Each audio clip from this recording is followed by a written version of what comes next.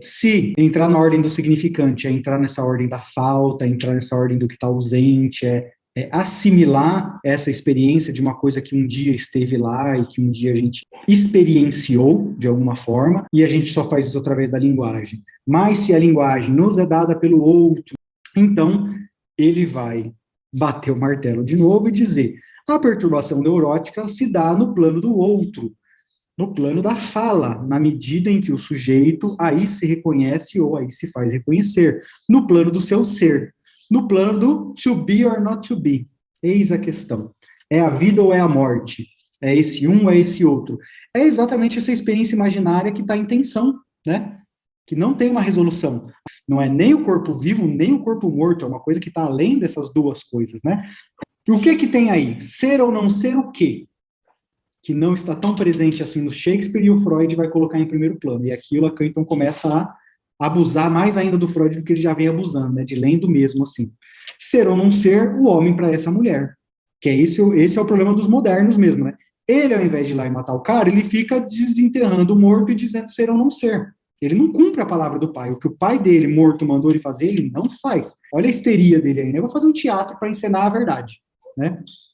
E aí, no final do teatro, o real vem à tona e eles duelam de fato e, enfim, é essa questão existencial que o Lacan vai tirar lá do Freud para continuar nessa seara do Hamlet, o que que o Hamlet foi ou não foi, né? Qual que era a questão, que é o que ele vai dizer, qual é a questão histérica, é, a gente vai repassar o início e o fim do caso, né?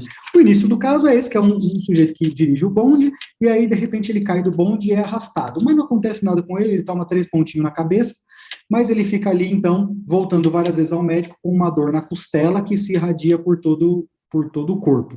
Como não havia analgésico, ou talvez analgésico médio, né? Era só morfina ou não morfina, né? Morfina ou mordepano, né?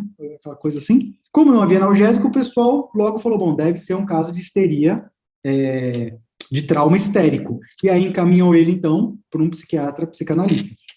É, e esse psiquiatra que faz o relato desse caso, então, começa com essa dor na costela, e aí o sujeito começa a fazer análise, começa a regredir para outras relações objetais, ressalva múltipla, destacado milhares de vezes. Depois de muitas sessões de análise, depois de muito andar, depois de muito limpar a chaminé, podemos dizer assim, e provavelmente não diz aqui, mas provavelmente foram anos de terapia, né? Depois de anos de terapia, o sujeito se depara com uma imagem muito significativa para ele, que é uma imagem da infância, quando ele está passando na rua, alguma coisa assim, e ele ouve uma mulher gemendo, e ele fica ali tentando entender o que, que é aquela gemessão, o que, que é aquele negócio, aí chega, não sei se são enfermeiros, quem é que chega, e aí a noção que dá pra gente que a mulher está gemendo é que ela estaria num coito ali, né? Que ela estaria numa relação sexual. Mas aí ele vai chegando mais perto, e aí, quando chegam os enfermeiros, algumas pessoas assim, a mulher para de gemer e os enfermeiros estão saindo com uma criança despedaçada, né? Que foi o que conseguiu se tirar dali, ele diz no texto, né? Então, depois de muito tempo, muito falar, ele entra na análise por causa disso, ele vai chegar a essa ideia do corpo despedaçado de uma criança. Poderia ter se ficado só nessa identificação daquela criança não tão velha assim, que estaria vendo o outro bebezinho que nem nasceu e já está todo, né, despedaçado e tal. Poderia ficar nessa ideia. Mas ele continua avançando na análise e mostrando que a questão ali dele era essa dúvida de como é que de um saem dois. Como é que de um se fazem dois?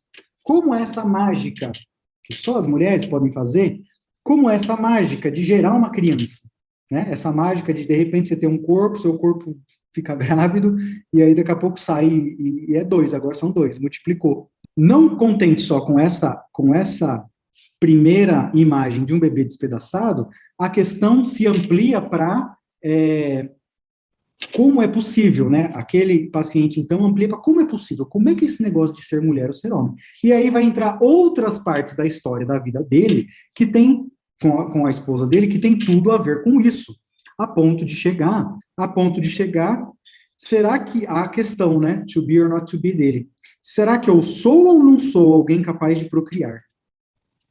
Será que eu sou ou não sou alguém capaz de procriar? E essa é uma questão que o neurótico tem que se haver com ela o tempo todo, quando ele se aventura em fazer análise. Ele tem que se haver com essa questão, eu sou ou não sou? Mas eu sou psicanalista ou não sou? Mas eu sou filho ou não sou? Mas eu sou bom filho ou não sou? Mas eu sou irmão ou não sou?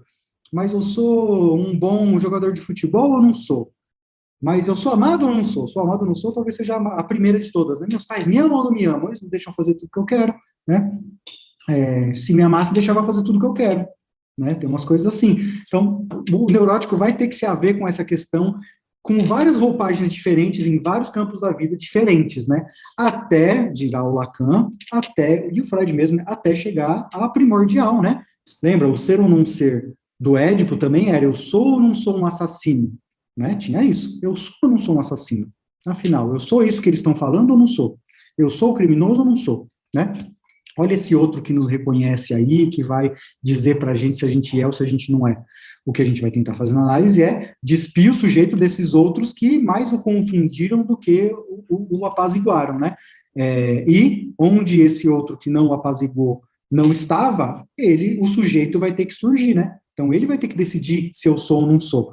Mas dizendo assim é muito fácil, né? Dizendo que é só uma questão de decidir, é muito simples. Como a gente está vendo aqui no caso, são anos de reflexão, de vai, de volta, de crise, de melhora, de não sei o que, até o sujeito conseguir responder, sem ficar na dúvida o que eu sou, né? O que eu sou aqui, o que eu sou acolá, o que eu sou em todos os campos. Isso não aparece em qualquer momento, isso aparece no momento de maior angústia, geralmente, né? E olha o que ele vai dizer aqui, então, na 200, que vai abrir para uma outra coisa também, que vai fazer muito sentido na clínica lacaniana, na teoria lacaniana para frente, né? Então, se o reconhecimento da posição sexual não é um reconhecimento simbólico, então não tem por que a psicanálise ser psicanálise. O sujeito encontra o seu lugar num aparelho simbólico pré-formado que instaura a lei na sexualidade. Essa lei não permite mais ao sujeito realizar sua sexualidade senão no plano simbólico. Repetindo, o sujeito encontra o seu lugar num aparelho simbólico pré-formado que instaura a lei na sexualidade. E essa lei não permite mais ao sujeito realizar sua sexualidade senão no plano simbólico. É o que quer dizer Édipo. E se a análise não soubesse disso, ela não teria descoberto absolutamente nada. Qual é o problema da sexuação? Não é o que ele está dizendo aqui, mas é como isso vai ficar conhecido depois, né? O problema da sexuação é que ela não é puramente imaginária.